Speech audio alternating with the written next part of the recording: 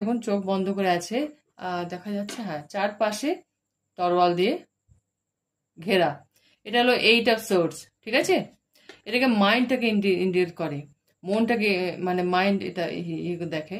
চারিদিকে তরোয়াল দিয়ে ঘেরা, কিন্তু দেখুন সামনেটা খোলা আছে, ঠিক আছে? সামনেটা খোলা আছে, চোখ বন্ধ।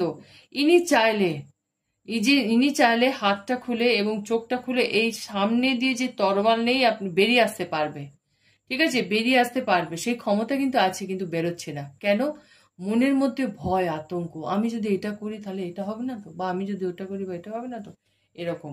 নিজেকে ব্যালেন্স করে থাকতে হবে, ব্যালেন্স করে থাকতে হবে, মানে ব্যালেন্স ডায়েট, খাওয়া দাওয়া, খাওয়া দাওয়াটা সঠিক সময়ে, ওষুধপত্রটা সঠিক সময়ে, এবং ঈশ্বরে, যেহেতু আপনার মা বাবা ঈশ্বরের প্রতি ভীষণ মানে বিশ্বাস এবং আস্থা, দেখুন অ্যাঞ্জেলের উইংস আছে, এবং সূর্যের মতো যে ভগবানের পিছনে যেটা থাকে সেটাও আছে, এবং এখানে দেখুন জমি আছে, জল আছে, এবং ফুল পাতা আছে।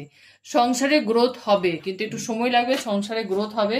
টাকা পয়সা নিয়ে চিন্তা, যে টেনশন আছে, এটা চলে যাবে, কোনো চিন্তা করবেন না।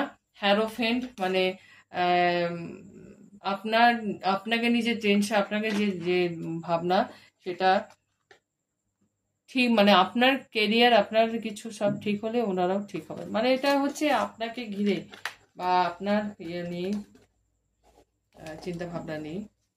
এটা আপনি ভালো থাকলে ওনারাও ভালো থাকবে, এটাই বোঝা যাচ্ছে।